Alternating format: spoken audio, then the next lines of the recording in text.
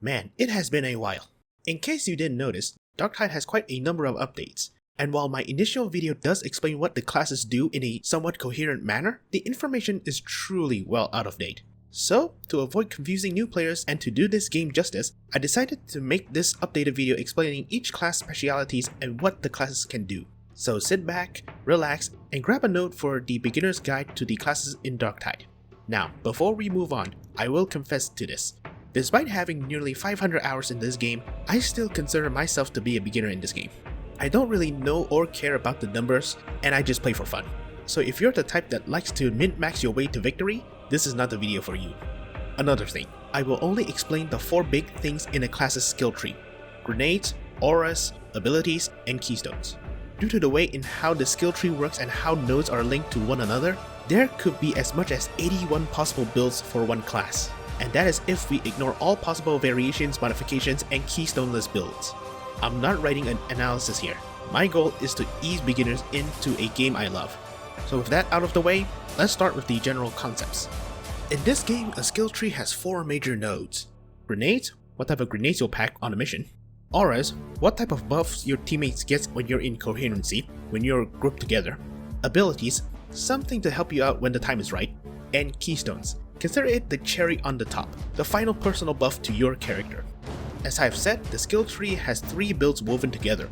The intended role, on the left, reflects how this class usually fights in the 40k universe. The support role, in the middle, focuses on the team as a whole. And the alternative role, a sort of deviation of how this class fights in universe. Like I said, the skill tree is interconnected and you can build your own unique builds. Or you can just Google something and copy that. It's fair game. As long as you contribute to the killing and get your butt to the finish line, it doesn't matter much. Alright, the basics are down, let's move on to the first class.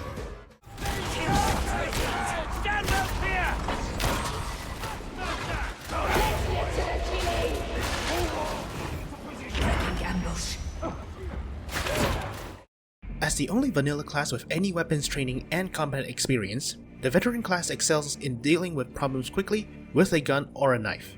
The left side of the skill tree is focused on ranged combat, giving you a lot of boons for scoring headshots and general buffs to your gun. The middle portion of the skill tree focuses on helping the team through tough situations, and it has a lot of buffs for veterans' grenades. The right side focuses more on melee, rewarding players that likes to get in close and personal. With such versatility, the veterans are often the safest pick for newbies and a good class to learn the ropes. But in the hands of a master, one veteran can guarantee victory. For the veteran, you have 3 grenades to choose from. The first is the Shredder Frag, a standard military grenade, which upon detonation applies 6 stacks of bleed to any enemy within its AoE. Out of all of the veteran's grenades, this is the most versatile, and thus the best grenade to pick in general. You can use it to thin out hordes, you can use it to start a fight, you can use it to make room for revives. The sky is pretty much the limit here. The second option is the Crack Grenade, a simple solution to carapace bulwarks and monstrosities. The special thing about this grenade is that it is magnetized. When you throw it near a carapace foe, it will actively deviate from its flight path towards the carapace foe if thrown near to one. It also sticks to flak and monstrosities assuming you hit them directly. It is pretty much a guaranteed kill against any Ogryn enemies and will take a chunk off of monstrosities. However, and this is the biggest downside about this grenade, is that it is not great against large crowds, so best keep it for armored foes. And finally, we have the Smoke Grenade. In theory, they are simple to understand. It's a smoke grenade. But in reality, it's difficult to use. Let me give you an example. The Heretics has a firing line against your team and they are in cover. Now, to avoid being a target practice, you use a smoke grenade to obscure their line of sight, forcing the shooters to stop and relocate, potentially out of cover or rush towards you in specific situations. Pretty good, right? However, this little trick does not work against gunners and reapers if they're already firing at you. Before they're firing at you, yeah, they might move away. But when they're firing at you and you pop a smoke grenade, it doesn't work. Plus, this smoke grenade also obscures your vision as well as your teammates, so throwing it in front of them while they're shooting, it's basically a bad idea. So knowing when and where to throw this thing is crucial. Aura-wise, the veteran has 3 to choose from: Survivalist, Fire Team, and Close and Kill. Survivalist is arguably the best aura for the veteran. It grants 1% ammo for every specialist and elites killed by you or your teammates in coherency. When the skill tree first rolled out, this was a broken aura. You can go through a mission and never pick up any ammo drops. That's how broken this aura was on launch. Now it has a 60-second cooldown, which is kind of an okay compromise. Next up is Fire Team, which gives you 5% range damage if your team stays in coherency. Not a bad thing to have if you don't want to pick Survivalist. The third and arguably the most useless one is Closing Kill, which grants 5% movement speed for everyone. Yeah, it's not that great in my opinion. I mean, it's just movement speed. Besides, how often do you think people actually stay in coherency? On the ability side of things, we have the Executioner stance. What it does is that it instantly equips your gun and buffs your gun's damage and performance for 30 seconds. It also highlights specialists and elites, even through walls and hordes. Killing a highlighted enemy refreshes the timer, so in theory you could extend it indefinitely. You can also modify its behavior with skill talent points to highlight normal shooters, Ogryns, or let your teammates see the highlighted enemies. It is really good if you're good at sniping or if you need the boost to your gun's damage. And this goes without saying, this pairs really well with smoke grenades. Next is Voice of Command, arguably the meta choice for veterans. It is extremely beginner friendly, a shout that staggers all enemies around you, even monstrosities and demon hosts, and replenishes your toughness instantly. And for this ability you can modify it to A. Buff your teammate's toughness above the limit, or B. You can revive down allies if they are in the radius of your shout, at the expense of a smaller area of effect. A newbie might use this skill to save themselves, but a skillful player can really carry a team to victory if they know how to use it properly. The last ability for the veteran is Infiltrate, which depending on who you ask can be the best ability or the worst. Upon triggering, you become invisible to the enemy for 8 seconds, allowing you to sneak behind someone or get out of a sticky situation. Now, exiting stealth mode also suppresses nearby enemies, giving you time to do some damage. As per usual, you can modify it to make you the lowest priority target for 10 seconds upon leaving stealth, give 30% damage buff upon leaving stealth, and finally, you get to go stealth twice in exchange for a longer ability cooldown time. To put it simply, this ability lets you roleplay Rambo. You sneak behind enemies and kill someone important while his buddies are busy praying for salvation from Papa Nurgle. Many use it to great effect, while some use it to escape aggro. And now we have the Veteran's Keystones.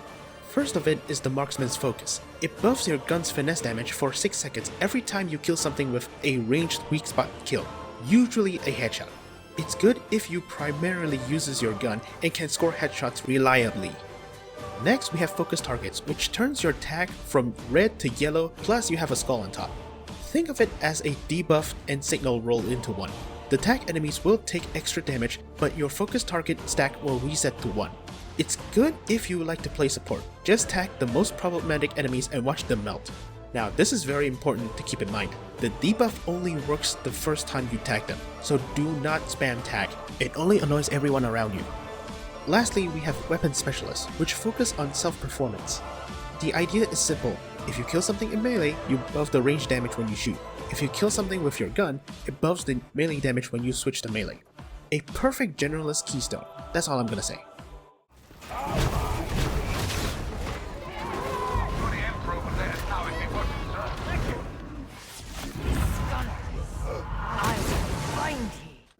While bullets and bombs are good, fighting the Chaos Gods requires our own religious fervor that matches theirs. This is where the Zealots come in, the hymn-singing, sermon-shouting nutcase that butchers the enemies of humanity in the most holiest way possible. Gameplay-wise, they are the unholy union of an ADHD kid on a sugar high and a martial artist. They can clear hordes of chaff and still pack enough punch to kill tankier foes. The downside, however, is the fact that you aren't as tanky against gunfire. Skill tree wise, the left side turns you into a melee butchering machine, capable of clearing hordes and taking chunks off of a boss's health bar. The middle support section has you play into the role of a sermon shouting preacher, giving you the tools and abilities to keep your team alive and spiritually pure. Lastly, the right side of the skill tree morphs you into a death cult assassin, a sneaky religious fanatic that backstabs anyone who dares to turn away from the Emperor's light. If gunplay isn't your thing, the Zealot can serve as an alternative. Just remember that Zeal can protect you from gunfire and you'll be fine. In terms of grenades, the Zealot is a bit of an oddball. The first grenade you'll get is the Stun Storm Grenade, a stun grenade with a wide radius. Extremely powerful if you know how to use it. It can stun anything except monstrosities and demon host. Next is the Immolation Grenade, basically a Molotov cocktail that creates a flame zone that stacks burn on the enemy. Extremely good for crowd control and clearing. Finally, the third grenade that the Zealot can get is the Blades of Faith, a single close-range throwing knife. If you manage to kill a specialist with one of these, you get one back instantly. It is highly effective against fanatics, but tickles flak and carapace. If you're packing the Brace Autogun, the Shredder or the Flamer, this serves as your sniping option. Aura-wise, we have Benediction that grants damage reduction for each teammate in coherency, good if you stick together as one in fights, but that rarely happens. The second one is Beacon of Purity. It heals 1.5 corruption in your wounds and those in coherency, basically the purple stuff on your health bar. It is the most common and popular aura I have seen. Third is Loner, which always counts you as 2 coherency even when alone, which has encouraged a lot of bad players to abuse it, leading it to have a bad reputation among players. Now, onto abilities. The first is the Fury of the Faithful. Activating this has you charge forward and buffing yourself and guaranteeing your next melee attack will be a critical hit. It can be modified to have 2 charges instead of 1, good for closing distances and get out of dodges quickly. The second one is Chorus of Spiritual Fortitude, the most used ability in-game. Activating it has you whip out an Inquisition Relic and go Begone Foul Abomination while replenishing toughness and giving stun immunity and temporary invincibility. The note below it makes it so that the pulse stagger and suppresses enemies nearby. A good player can push monstrosities off the map to their doom if used right. Also, it can be modified to A. Increase toughness damage reduction, or B. Increase damage dealt by your allies. Finally, we have Shroud Field. It is identical to the Veteran's Infiltrate, with a buff to backstab damage, finesse damage, and crit chance. A good player can eliminate troublesome targets before they even realize. On the flip side, a bad player would use it to shrug off aggro and ignore the fight. Also, this can be modified to double the damage in exchange for a longer cooldown or to extend the stealth duration. 2 extremely popular weapons to pair with this ability is the Knife and the Thunderhammer. A skilled player can one-shot Demon Host with a bonk from an activated Thunderhammer, while a Knife player can delete any normal Ogryn with a backstab. In terms of keystones, the Zealot has Blazing Piety, Martyrdom, and Inexorable Judgment. For Blazing Piety, to put it simply, the more people die around you, the more crit chance you'll have. It can be modified to A. Restore toughness upon getting Fury, or B. Buff the crit chance of any teammates in coherency. Martyrdom, on the other hand, is extremely popular and beginner friendly, but it is very risky to use. The idea is simple, the less wounds you have, the more melee damage you dish out. It can also be modified to buff melee attack speed. And finally, Exonerable Judgment. It is primarily for players who like to move around. Moving in any way, shape or form generates momentum, and attacking an enemy spends all momentum stacks you have. Each stacks of momentum buffs attack speed and damage.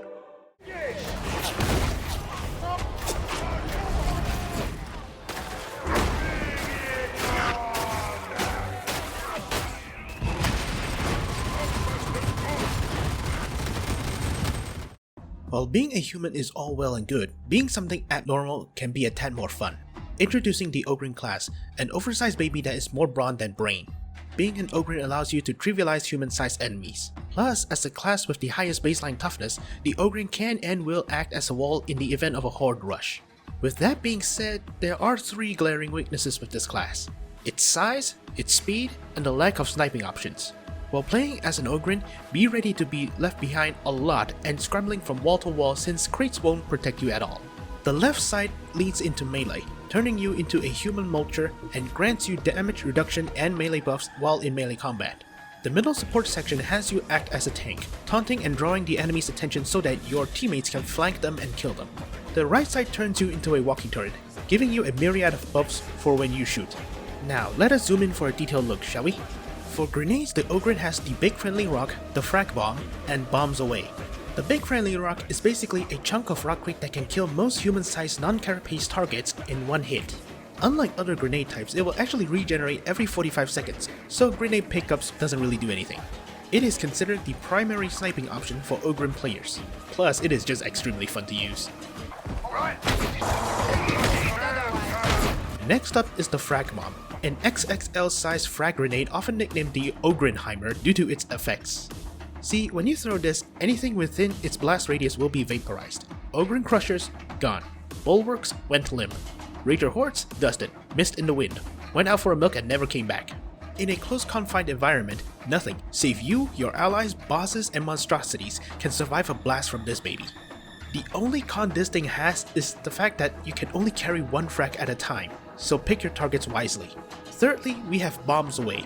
Let me ask you a question. What is better than a grenade? If you answer a box of grenades, then hooray! More rations for you. As I just said, Bombs Away is a box filled with normal-sized human grenades. Gameplay-wise, it's a combination of the Big Friendly Rock and the Veteran's Frag Grenade. Throwing this will kill any human-sized non-carapace targets on direct hits, and it will scatter grenades all around it on impact, creating an AoE that decimates chaff around it. It's a good compromise, if anything. In terms of abilities, the Ogryn first has Indomitable, a charge that knocks down any human-sized enemies and stun bosses. It is extremely useful for getting into the thick of things and getting out of sticky situations. Plus, it can be modified to inflict bleed stacks or increase damage taken for a set period if an enemy is trampled. Next up is Loyal Protector, a taunting shot that draws the aggro of every enemy around you towards you. A good ability if you know when to use it. On its sides, it has modifiers to A. Make it so that aggroed enemy takes more damage, or B. It reduces ability cooldown when you stagger an enemy. My advice, take the shield and maul if you are using this ability since you will need the defense. Last up, we have Point Blank Barrage. It is similar to the Veteran's Executioner stance, but without the enemy highlights. Pop it and you swap to your gun, giving you a buff to rate of fire, reload speed, and close range damage. It has two really great modifiers. The first one, you get extra damage and rending, and the second one, you basically set your targets on fire. I won't lie, it requires great restraint since the Ogryn class has no ammo regeneration perks, meaning if you abuse this ability, you will be out of ammo for most of the map. A general consensus is that the Twinkling Stubber is the go-to gun to use with this ability, but to be honest, use whatever you want. Aura-wise, the Ogryn can choose between the Bonebreaker's Aura, granting a melee damage buff for anybody in Coherency, Stay Close, increased toughness regen for anybody in Coherency, or Coward Culling, buffing suppression and damage against suppressed enemies. The first two are the generally most picked ones, while the third is a bit situational, but not bad to have if you have a couple of range-focused teammates. In terms of keystones, the Ogryn has the Heavy Hitter, a good generalist keystone if you favor melee. Basically, it is a buff to all melee attacks, and it pairs well with any melee weapon. The keystone modifier Unstoppable turns you into a melee tank provided there is no gunners shooting at you. Next up is Feel No Pain, which has a passive stack that benefits players that focus on defense. You start out with max stacks, and getting hit once, remove one stack. Each stacks buff your toughness regen and reduces damage taken. It is good in a sense you don't have to actively trigger or build up the stack, but you do have to be mindful not to get hit. Lastly, the Ogryn has Burst Limiter Override, a general buff for range weapons. The inbuilt ability, I should say, Lucky Bullet, has a 15% chance of not consuming a bullet while firing, and the more you kill with your gun, the more stacks you gain. The modifiers Maximum Firepower and Heat of Battle are generally considered the best option for this keystone.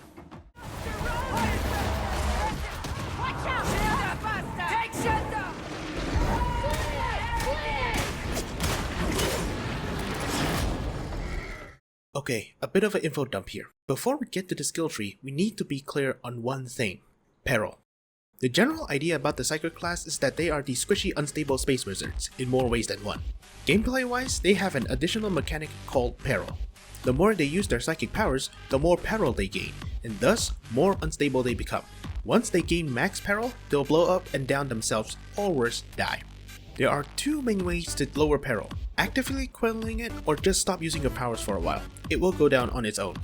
Several abilities and weapons use psychic powers, so keep an eye on that peril meter. Your life depends on it. Now with that out of the way, let's look at the general builds. The left side are for those who likes to use their psychic powers with abandon, with buffs awarded if you have a certain amount of peril. The middle part has you using your powers to help the team, with blitz and abilities focused on keeping the team alive. The right side, to put it simply, is what happens when you give a wizard a gun. It gives you buffs for using guns and melee, with a competent player able to outdamage everybody else in the right situation. Alright, now for the specifics. At this point, I usually go over the different types of grenades a class can use. But for Psykers, they don't have grenades, they have their psychic powers. This is good since one Psyker means one less teammate to fight for grenade pickups. Plus, with their powers, if they manage their perils correctly, are infinite and quick to cast. But enough about that. On with their powers. The first one is Brain Rupture. This is considered the best sniping option in the game. All you have to do is to look at an enemy you want dead, build up your power, and watch his or her heads pop. You don't even need to keep an eye on your target, just glance at him once and the power stays locked on. The downside is it does take a second or two to build up the power, Plus, it builds up peril a lot. Just choose your targets wisely and you'll be fine. Next up we have Smite, loved by newbies and hated by, well, everybody else really. What it does is that it allows you to roleplay Palpatine and stun locks anything except bosses and monstrosities. A common complaint is that players tend to abuse this, making the game less fun overall since it trivializes melee. Having a competent Psyker with Smite on your team and you can forget about Crushers and Rangers. On the flip side, a newbie might abuse Smite, but never use it in the appropriate moment, or not watch their peril and end up kissing the floor. All in all, a simple to use but hard to master blitz. Last up, we have Assail, the famous Yondu arrow. What it does is that you throw a shard of psychic crystal and it will seek and hit the targets all on their own. One important thing to keep in mind is that you still have to aim. The shard targets any enemies near the center of the screen, so keep that in mind before you throw one. It is extremely effective against chaff and moderately okay against shooters, but it won't kill carapace and bosses easily. And this goes without saying, don't use this on monstrosities. You're better off just whacking them with your melee. In terms of auras, the Psykers can choose between Kinetic Presence, a general damage buff against specialists and elites, not a bad choice if you like to play on higher difficulties. Seer's Presence, which reduce ability cooldowns for everybody in coherency, really good if you or your team really likes to use their abilities. And Prescience, it increases crit chance for everybody in coherency, nice if you rely more on speed than raw damage. In terms of abilities, the Psyker has access to Venting Shriek. It unleashes a warp wave that damages everything in front of you and clears 50% of your current peril. Extremely good if you like to use your psychic powers. This has two important modifiers. The first is essential for Soul Blaze Pyromancer builds, and the second one, to put it simply, the more peril you have, the more damage your Shriek will deal. All in all, a good safety net in general. The second ability is Telekine's Shield. It's basically a psychic wall that you can summon that blocks all incoming gunfire. The right side modifications are the most commonly used. It turns your wall into a dome and increases toughness regen by 50%. In chaotic times, it can act as a rally point, and it trivializes shooters, so there's that. The left side, on the other hand, gives you 2 charges of Telekine's Shield, meaning you could erect a wall twice. Last up we have Scryer's Gaze, a bit of an odd one. It buffs your damage, crit chance, and gives you suppression immunity, and with the right weapons it turns you into John Wick. But be careful, since peril will continuously build while Scryer's Gaze is active. Pairing this ability with high finesse weapons like last pistols is highly encouraged. Keystone wise, the Psyker has access to Warp Siphon. The idea is simple. Every time you kill an elite or specialist, you gain a stack of warp charge. By default, it reduces ability cooldown, but you can modify it to buff damage and other stuff. It is good on higher difficulties because, well, they are filled to the brim with specialists and elites. Also, the modifier Infire Reborn jives very well with Pyromancer builds, so keep that in mind. Next up is Empowered Psionics, the best keystone by default for the Psyker. It buffs your blitz and makes them stronger in general. Activating it requires you to kill, well, anything really. Plus, it has a modifier that guarantees activation on killing an elite, so there's that. Lastly, you have Disrupt Destiny. A bit of a weird one. Basically, it randomly highlights an enemy around you, and killing them grants buffs for a set period of time. It's kinda okay since the highlight serves as an enemy finder, but I find killing the highlighted enemies a bit of a chore because, well, they could be killed by your teammates and those don't count at all. It needs to be killed by you, not your teammate. No mercy for the block fodder! Beat the will of the legs!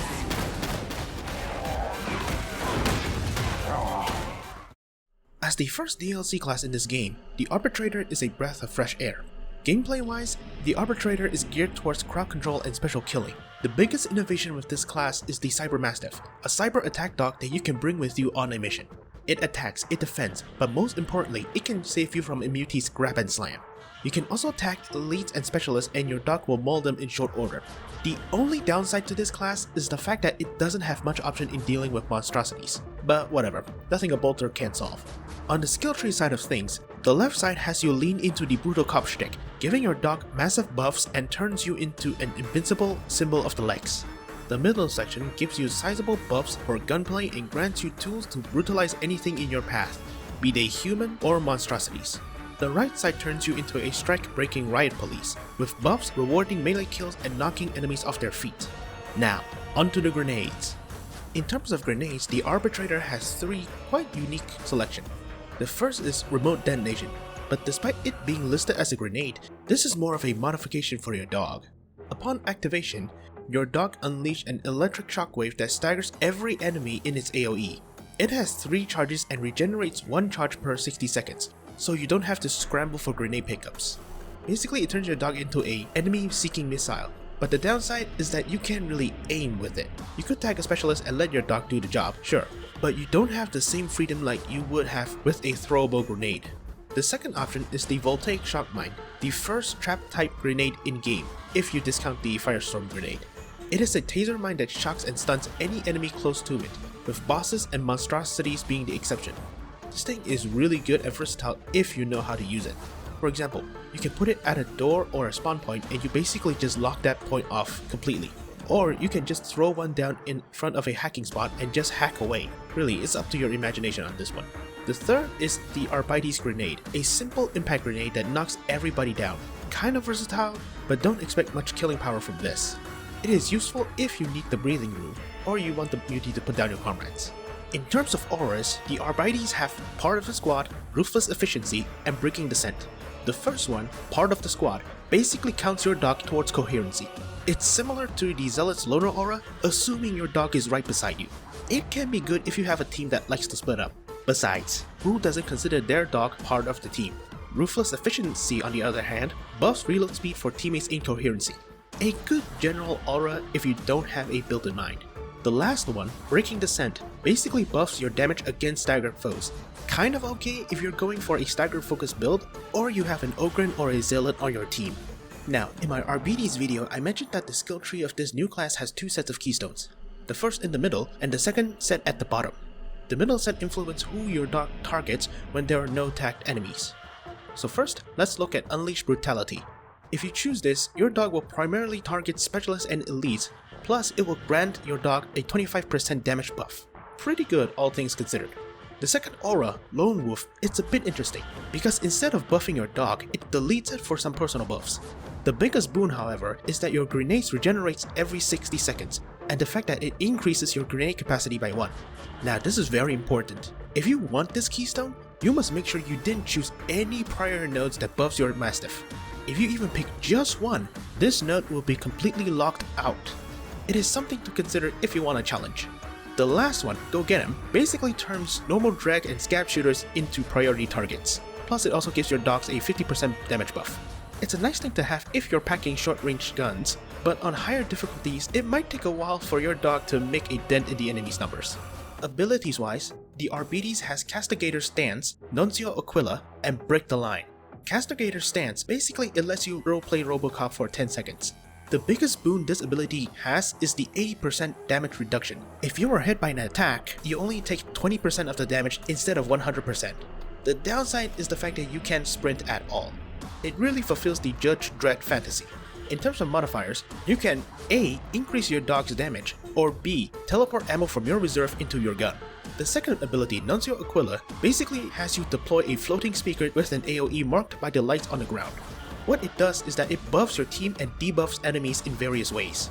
It can be modified to A. give extra buffs, or B. slow the enemy's melee attack rate and give them a 25% attack damage debuff. A good trick is to deploy this in tight spaces like doors, corridors, or a corner of a room to force the enemy to get into the zone. Lastly, we have Break the Line. It is similar to the Ogryn's Indomitable Charge, but without trampling over your enemies. It can stagger most enemies, but doesn't do anything to monstrosities. Plus, the charge will stop at the first specialist, so keep that in mind.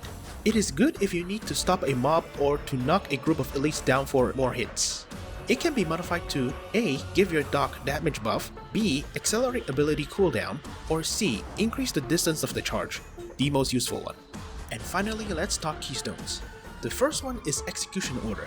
It is identical to the Psyker's Disrupt Destiny in the sense that a specialist, elite, or boss will be highlighted randomly, and killing him grants you and your dog bonuses.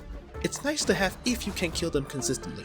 The second one, Terminus Warrant, it's pretty much a copy of the Veteran's Weapon Specialist, but with hits instead of kills. Hit something in melee, you buff your shots the next time you shoot. Hit something with a shot, you buff your melee the next time you whack someone. It is the best keystone to get if you want to focus on your own performance. Besides, given that you will be killing something, it will activate all on its own. Lastly, we have Forceful. It is like the Ogryn's Feel No Pain, but you need to stagger someone or block hits to gain a stack. Getting hit removes the stack, so having quick reflexes really helps. Or you could just spam dodge, that works too. If you can pull it off, go ahead. Trying to actively keep the stack up will take some concentration. Also, if you have a gun focused build, it is best to ignore this keystone since the buff and modifiers rewards you for being in the thick of things. Okay, now that you know what each class is capable of, it is time for the real trial, completing a mission. But I don't have to tell you what to do, right? Just remember to stick to your team, keep your head on a swivel, and help out when the going gets tough. This is a PvE game after all. So thank you all very much for watching, and I hope to see you all again in game. Have a good day.